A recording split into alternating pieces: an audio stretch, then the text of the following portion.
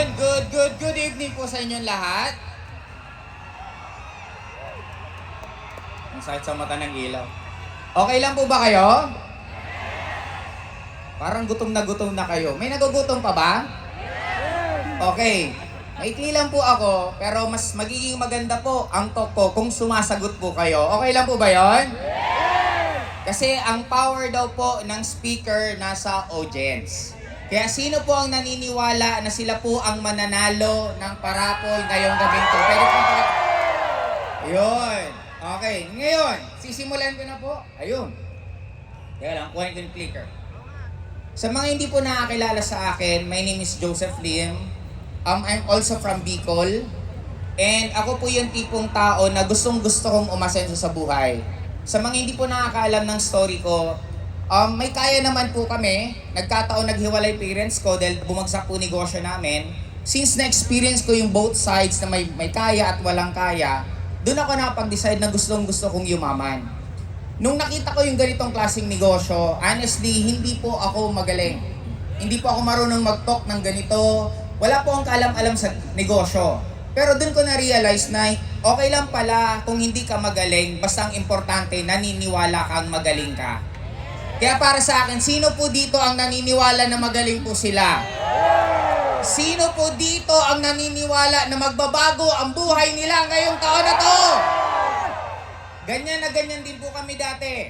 Kahit kumakalamang sikmura, nagugutom, hindi mo alam kung may kakainin ka pa bukas, but end of the day, as long as naniniwala ka sa sarili mo, importante yon. And ako, masasabi ko po sa akin, sa tagal ko sa mundong to, ang hindi po nawala sa akin ng pagiging bata. Kaya pinili ko yung picture na bata po ako, kasi yan po ang magre-remind sa atin kung gaano tayo kagaling. Yan po ang magre-remind sa atin kung gaano kalayo ang pwede natin marating sa mundong ito. Sabi nga ni Peter Pan, don't grow up, it's a trap. Di ba minsan habang nagkakaedad tayo, nahihirapan na tayong ngumiti, nahihirapan na tayong mag-try ng mga bagong bagay. And ako, hindi po ako takot madapa, hindi ako takot magkamali. Kaya nga, sa mga, meron po bang mga nanonood ng vlog ko po dito? Pwede pong pakita naman po ng kamay. O sige nga, kung nanonood kayo, anong tawagan? Okay, ngayon bakit po classmate? Kasi naniniwala po ako na nag-aaral po tayo sa school na tinatawag na Earth. Magkakaklase ang bawat isa sa atin dito na ang dami po natin ma-experience. Pwede kang matuto sa may mga edad sa'yo at pwede ka rin matuto sa mga bata sa'yo. And sa akin, nung ako po nagsisimula sa ganitong negosyo, isa lang po ang hindi ko po kinalimutan. Kung ano po ang sinasabi ng upline ko, ginagawa at sinusunod ko. Kaya pag sinabing magsalita, kahit hindi po ako marunong, magsasalita ako. Pag sinabing mag-invite ng marami, kahit hindi ko po alam kung saan ko kukunin yung maraming yun, tinuloy-tuloy ko lang. And it started dito po. Sabi sa akin ni Sir FM, Joseph, maganda meron ka ng kotse. Nung time na yun, nag-oo ako sa kanya, pero hindi ko po alam kung saan ako kukuha ng pera. Sumunod si Upline Maylin. Siya din po ang isa pang nag-push sa akin. Kahit hindi ko po alam kung paano ako magkakakotse, ang sagot ko, yes po, upline. And ito, ipapast track ko po para mabilis. Teka, nawawala yung ano ko. Yun. Because sa ganitong negosyo, sino ang gusto magkaroon ng kotse this year? Dito po sa company natin, hindi po kayo bibigyan ng kotseng isa. Ang ibibigay sa inyo, maraming sasakyan. And ito po yung mga naging resulta ko pong sasakyan doing this business. Hindi lang po isa, hindi lang po dalawa, hindi lang po tatlo, sobra pong dami. Pero ang pinaka gusto ko po dito, maliban sa sasakyan, is travel. Sino po yung gusto mag-travel? Parang ako yung, hindi ko alam kung ako yung nagugutom o kayo nagugutom. Sino po yung gusto mag-travel? Yun, ngayon, kami po, nakakapag-travel po kami halos every year. Sobrang dami, hindi ko na po alam kung ilang countries ang napupuntahan po namin. Ang pinaka hindi ko po makalimutan, nag-date po kami ng partner ko. Nakapag-date po kami ng 16 countries in a span of 1 year. Sino po yung gustong mag-date sa iba't ibang bansa? Okay, ngayon, maliban po, hindi ko na po ikukwento kasi ang dami na po nag-share about sa mga travel nila. More on ang ituturo ko na lang sa inyo, ano yung buhay na pinaka nag-aantay sa inyo maliban sa travel. At the same time, gusto nyo po bang 100% makukuha nyo pangarap nyo? Okay. O, ready na po kayo makinig? Sunod. Ito naman po, nagkaroon din po ako ng mga properties. Yung bahay po namin, nakasangla po yon, matutubos na po ng bangko, makukuha na siya ng bangko, and good news, natubos ko po yun because of ganitong business. And hindi lang po natubos ko yung bahay namin. Meron po mga properties, may mga condo, may mga lote. Ito naman pong building na to, medyo patapos na po siya, baka by next month, tapos na siya. And malaki-laki po talaga ginastos ko dito kasi makakabili ka na ng halos 2 sports car, alaga pa lang pong building na to. Now, bakit ko to kinukwento sa inyo? We started na ang pangarap lang po namin makabili ng sapatos. We started na ang pangarap lang po namin makabili ng mga damit. Minsan nga, ang pangarap dito ng mga distributor, makakain lang ng maayos. Pero ang kagandahan sa company natin, hindi lang po pangarap nyong ibibigay, pati hindi nyo pinapangarap sa buhay nyo, ibibigay po ng company natin. Kasi hindi na po namin to nakita honestly. But because sa ganda po ng sistema, sa ganda po ng ginagawa ng company natin, lalong napupush kami mag-level up. And sunod, yun, na-interview din po ako sa Kada Umaga. Isa po tong sitcom sa TV, Net25, sorry, isa po to sa Net25 na natutuwa kaya itong feature kasi ang pangalan itong babae, Pia Guanyo, tapos yung isa pang girl, nakikita ko lang sila sa Itbulaga. Nung minessage nila akong gusto kong pumunta sa studio nila para interviewin, syempre, sino ba naman ako para tumanggi? At hindi po ako na-invite nila ng 1 beses lang, kung hindi, 2 beses pa po. Okay? Sunod, eto naman po, Rated Corina. Nung in-interview po, para clear po, wala po ako ditong binayad kahit piso.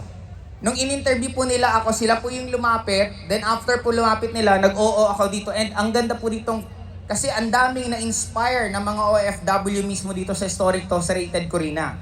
And ito din po, na-feature din po kay RDR. Actually po, ako po yung number 1 na views sa lahat ng in-interview niya because of this kay RDR. Sunod, naging artista din po ako. Sino po ang gusto maging artista? Pwede pong pakitaas ng kamay. Yun.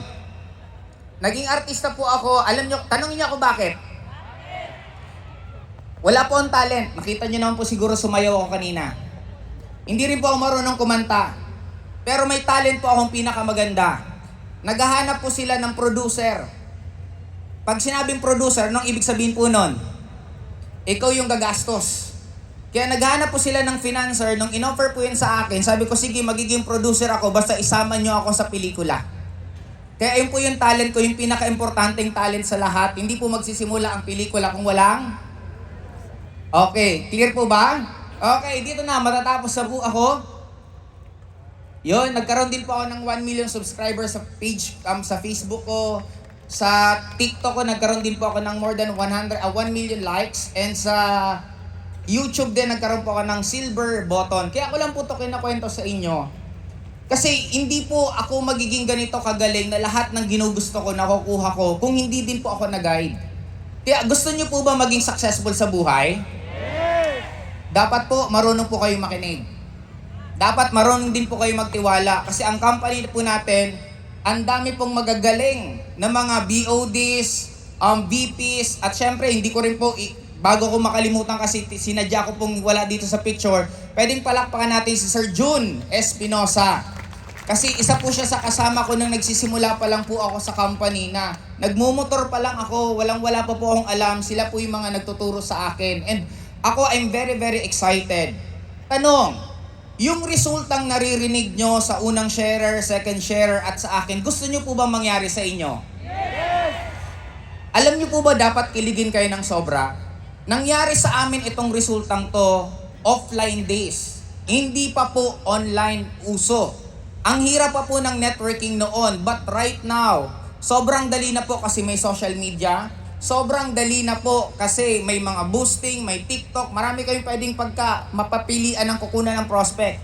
Pero ang pinaka na-excite ako, nagsimula po kami AIM Global. Nagsimula po kayo ngayon, AIM Global Group of Companies na po. Kaya ibig sabihin, mas sobrang laki pa po ng pwede nyong kitain. Clear po ba? Yes. hilingin lang po ako, pwedeng pabawasan yung spotlight. Gusto ko lang po makita ng konti yung tao. Yun. Ngayon, dito na po ako magtatapos.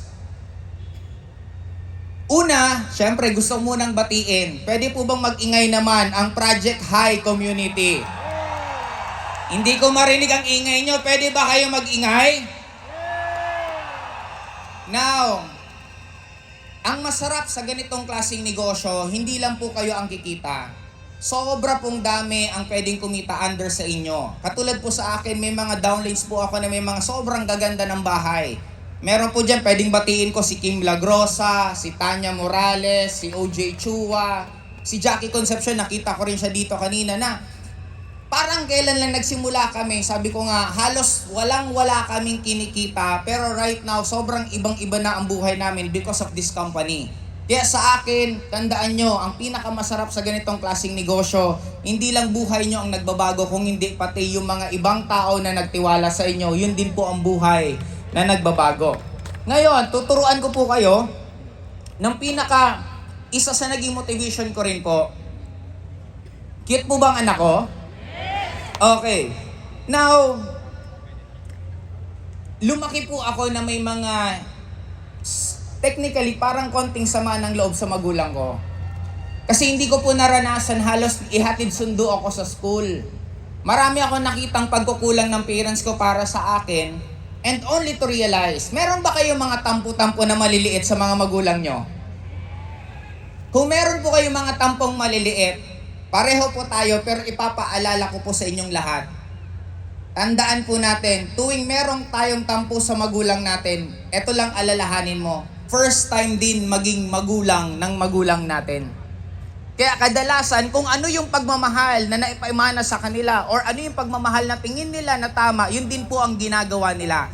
Kaya para sa akin, kung meron man ako na hindi ko na-experience sa magulang ko, isa lang naging pangako ko, ayaw kong iparanas yun sa anak ko. Kaya yung anak ko, malapit na po mag-aral, and ako na-excite kasi gusto ko, ako po'y maghahatid sundo po sa kanya sa school. And ako rin po mismo ang tutulong sa kanya mag-aral, gumawa ng assignment, umattend ng Parents and Teachers Association ng mga meeting. Yun po kasi ang dream ko eh. Kaya para sa akin, napakasimple ng mundong to. Kung ano ang ginawa sa inyo at hindi nyo nagustuhan, siguraduhin nyo, wag nyo nang ulitin sa ibang tao. Maging inspiration sa inyo bakit nangyari sa inyo yan. Kaya ako, sabi ko nga, because of this business, sobra pong sarap kasi katulad po ng partner ko, kahit saan pwede po kayong pumunta. Nabibigla na lang ako minsan, may mga book na po yung eroplano namin. Sabi ko, nung isang araw, sabi niya pupunta daw kami ng ganitong country. Sabi ko, parang wala akong naalalang nag-oo ako na pupunta tayo. Sabi niya, hindi, nakabook na. Di ba, ang galing ng misis ko kasi yung card ko, sinoswipe lang ng sinoswipe. Di, pero okay lang din naman kasi dahil sa company to, kahit gaano karaming best swipe ng partner mo yung credit card mo, meron kang pambayad. Okay po ba yon? Kaya dito, sunod po is, eto na. Pakinggan nyo akong mabuti. Ito po yung ginagawa ko, bakit parang hindi po ako nauubusan ng energy. And bakit hanggang ngayon, 21 years na po ako sa industriya ng networking. I'm already 41 years old. Pero ang energy ko po, feeling ko para po akong 20 years old pa lang. Now, may tanong ako sa inyo. Dumarating ba sa time na napapagod kayo? Dumarating ba sa time na parang hirap ka na? Gusto ko lang pong i-remind kayo. We are here not to experience happiness alone. Nandito tayo sa mundong to is for us to experience life. Pag sinabing life, masasaktan ka, iiyak ka, madadapa ka, and it's normal. There's nothing wrong about it kasi tao lang tayo. And para po sa akin, okay lang na masaktan, okay lang madapa, bastang importante matutong tumayo agad at matutong ngumiti pa rin at sasabihin mo sarili mo, laban pa. Now, para po sa akin, tip ko po sa inyo, gumawa na kayo ng charging place nyo. Ano ang charging place? Pumunta kayo sa future nyo. Mamili ka kung anong klaseng bahay gusto mo. Ilang kwarto yung bahay na gusto mo. Gaano karaming kotse ang gusto mo. Mag-visualize ka ng charging station mo na pag nasa present life ka, humahataw ka, kumakausap ka ng iba't ibang tao, naghaharap ka ng mga problema ng habers mo, pag pagod ka na at down ka na, tumigil ka muna sa ginagawa mo. Stop, pumunta ka sa future mo, dalawin mo yung mansion mo, pumunta ka dun sa favorite na kung kainan mo, magpaluto ka ng pagkain, mag-relax ka. Habang nandun ka sa future na bahay mo, hanggang tumataas ang energy mo. Pag punong-puno ka na, balik ka ulit sa present life mo. Hataw ka naman, trabaho ka na naman, pag pagod ka na ulit, stop.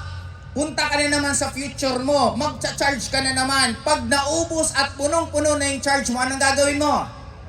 Balik ka na naman sa present life mo. Pag naubos yung charge mo, balik ka na naman sa future life mo. Sisiguraduhin ko, gawin mo lang yan. Isang araw, yung present life mo, yun na yung nagiging future life mo. Guys, ang brain po natin, hindi niya kaya mag-distinguish kung ano ang totoo sa physically at hindi. Kaya make it sure na dapat nakafocus ka sa positive, nakafocus ka sa magaganda. Kasi sabi naman palagi, ask and you shall receive. Pag sinabi, hingiin mo, ibibigay sa'yo. Kaya para sa akin, hingiin mo na yung pinakamagandang buhay na gusto mo at paulit-ulit mo siyang dapat iisipin kasi katulad po sa amin lahat, yung sitwasyon namin noon, iniisip lang naman namin. Sino sa inyo ang nakikita nyo na aakit kayo sa stage at kakamay nyo at mga may-ari at kayo naman ang ina-awardan? Sino sa inyo dito ang nakikita nyo na aakit ka sa stage, ikaw naman ang mag-share ng buhay mo? Classmate, wag na wag kayong kabahan sa mundong to. Wag kayong matakot. Bakit? Para sa akin, bakit pag sumasakay tayo ng bus, nare-relax ka, hindi mo naman kilala yung bus driver? Bakit nung sumakay ka ng barko, hindi mo naman kilala ang kapitan, nare-relax ka? Bakit nung sumakay ka ng eroplano, hindi mo naman kilala yung piloto, bakit nare-relax ka? Kaibigan, classmate, kung ano man ang pinagdadaanan mo ngayon, kung ano man ang sitwasyon mo ngayon, relax ka lang kasi ang driver ng buhay natin walang iba kung hindi ang nasa taas. Again, this is Joseph Lim. Good morning po. Woo! Grabe! Iba! Nagising na ba kayo? Nagising na ba kayo sa mga